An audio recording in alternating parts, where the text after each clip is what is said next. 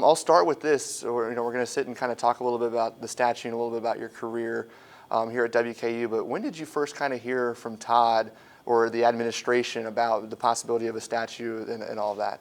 Tell you the truth, I don't remember the exact time. I just remember Todd and I were talking about a couple other things. He called me down to his office and we were talking about a couple other things. And, it was just one of the agenda items he had that day. And it was kind of and we've decided to moment, and which obviously caught me, off guard. And, you see social media posts through the years, you see people comment about it and things, but no one, who could be so full of ego that they think they're ever in a position for something like that to occur? And I certainly didn't. I certainly still am uncomfortable with it all, but I'm incredibly, incredibly honored for what it'll stand for and what it'll mean to me and what I hope to get out there that I want it to mean to other people. And so it's a special honor for sure. What are your emotions like leading up to that day on Saturday? Yeah, it's almost felt like not real to me. I was walking with my wife about a week ago, and we walked by the place where it's going to be, and you saw the concrete poured, and she looked at me and she said, "I guess this is going to happen," and because it just doesn't seem real, and I don't know that it will, even all the way up to the moment, and so it's. It's a difficult time of year to be dealing with it a little bit too, because obviously there's a lot of reflection that goes into a moment like that, but we're so busy in the middle of season that you're trying to stay focused on the task at hand. And but the emotion that I'll feel will have a lot more to do with the people standing there with me this weekend than it will about what I'm standing beside. Gratitude's a big theme with you in this program. On that day when you see that statue unveiled, what do you think you're going to be most grateful for?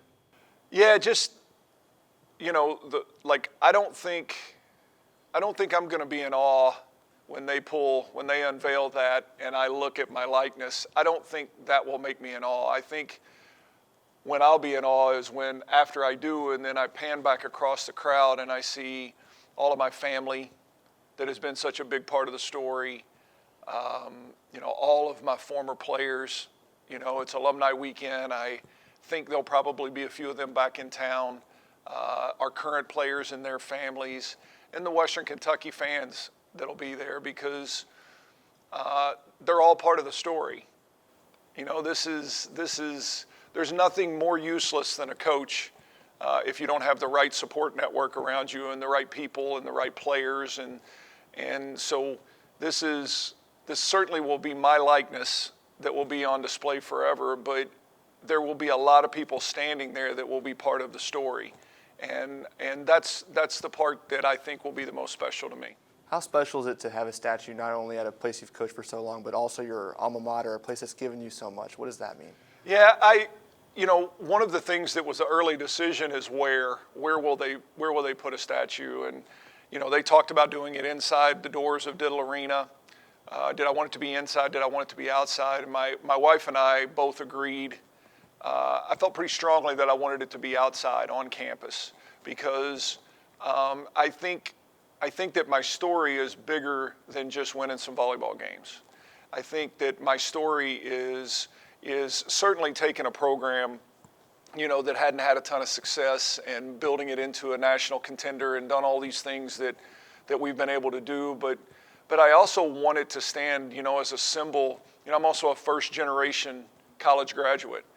No one in my family had ever gotten a college degree, and I came to Western Kentucky and put myself through school, and this place, unlocked everything that my life has become. And I understand that it's standing to represent all the success that we've had as a volleyball program, but I also want it to stand as a symbol to, when somebody from an hour away from Bowling Green hops in a car with their family and they drive down to take a look at Western Kentucky, and they walk across this campus and no one in their family's ever been in a college setting, and they realize that it is possible that you can come here and that this place will help grow you and help your dreams come true. And so to me, it stands as a symbol to every first-year freshman that steps on this campus as much as it does as a symbol of all the success that we've had in volleyball.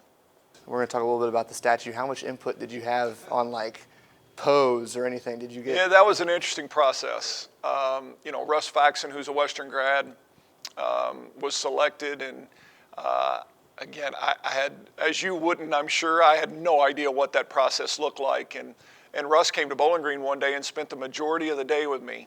And he just walked around campus with me, and he just sat down and told me very open-ended question of, tell me your story. And he just wanted to get an essence of who I was and what this place meant to me. And then he had a stack of photos, and we started going through photos, and I started telling him stories about all the photos. And then it became clear, I think, from that conversation, it became clear what that would look like. What was the one? What was the pose? And from there, he took off, and I never saw him again until back in the early summer, I think. He called and asked if my wife and I would drive down to his studio, because he had the clay version completed, and he wanted to get my approval, and so we walked in his studio, and we kind of had a moment there, which was really fascinating. It was again, it's a pretty surreal moment. What I realized was it was a pretty surreal moment for everybody involved. It was emotional for me. It was emotional for my wife.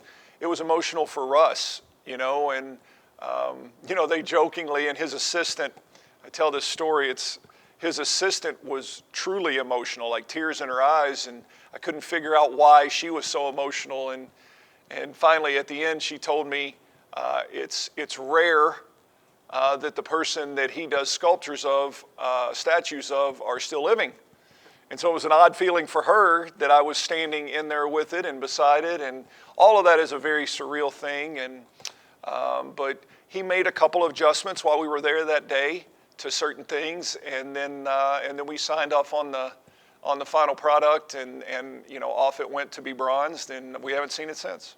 What does that mean, though? You kind of touched on it with his assistant, that they're doing this now. They're not waiting until you retire. They're doing this now while you're still the coach here. Well, that's on one hand, that's an odd feeling, to have that happen. But on the other hand, it's even more meaningful. It's even more special.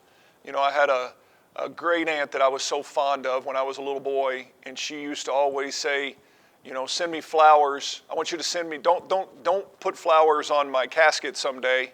I want you to send me flowers now so I can enjoy them. And to get, to experience this with my children and with my family and with my former players and with the fans at Western Kentucky is probably the best part for me, to get to do that, because, again, in my heart, they're all such a big part of it that it's just simply, getting the opportunity to enjoy this experience with them and hopefully drive home to them, throughout this weekend and through my words, that it is what's standing there as a likeness of me, but it's a symbol of everybody who's ever been a part of WKU volleyball, and so that's what I hope to get accomplished. What do you hope people see or take away when they see that statue, maybe student athletes down the years or students or fans, when they see that statue? What do you want them to take away from your story? Yeah, I hope for everybody, it's the word that keeps popping in my head is possibility.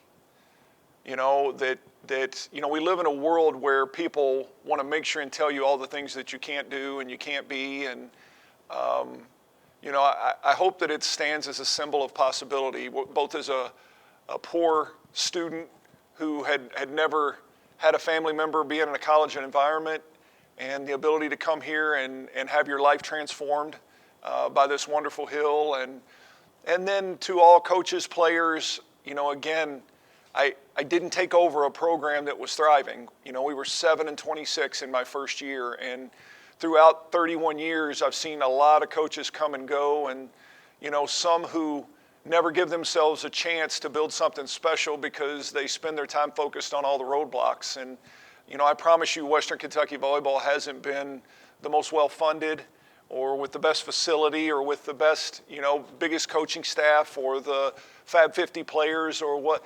But like those things can either be your reason why you don't succeed, or you can just come in every day and be committed to really special things on a given day and building a culture, a true culture.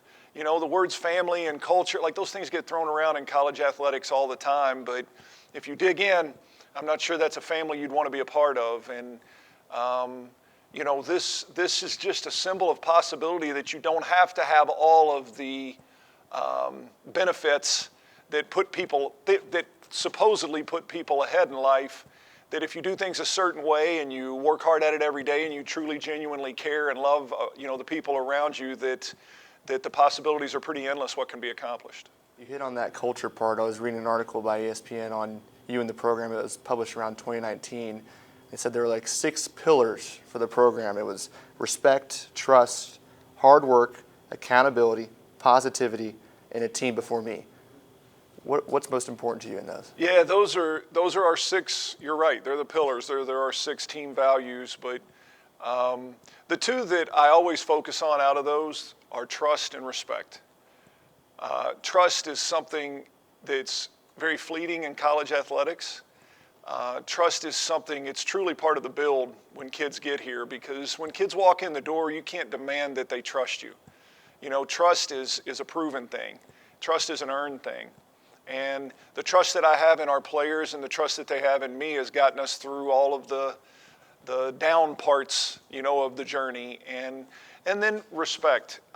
Respect is something, I feel like the journey that I've been on at Western Kentucky, my grandfather, who was a World War II veteran, Merle Daniel, is probably my hero in my life. He's always been my hero. And, when I was growing up, he was the smartest man I ever knew, and he had an 8th grade education. He worked in the coal mines of Eastern Kentucky, and to get out of there, joined the Navy and ended up in World War II. And he was the smartest man I ever knew. And I feel like that people can talk about doing things in different manners and coming from different backgrounds, but I think the journey that I've been on, coming from not much, having to work my way through everything, having to work my way through Western Kentucky with 2 jobs and do it the hardest way you can possibly do it, okay? And then taking over a program and building it without all the benefits.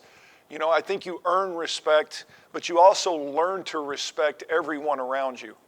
Part of what I hope people would say about me when they look up at that walk around this hill is not, man, he won a bunch of volleyball games. I hope that the president of the university would say he always treated me with respect, and the people that cleaned our locker room and took the trash out and did things like that would look up at that and say he always treated me with respect, because we're all great in whatever role God gave us in this world, and it's all to be respected. And it's been a real pillar of our program, and hopefully when you start talking about what that statue symbolizes, I hope that it's those kinds of things that come to the forefront.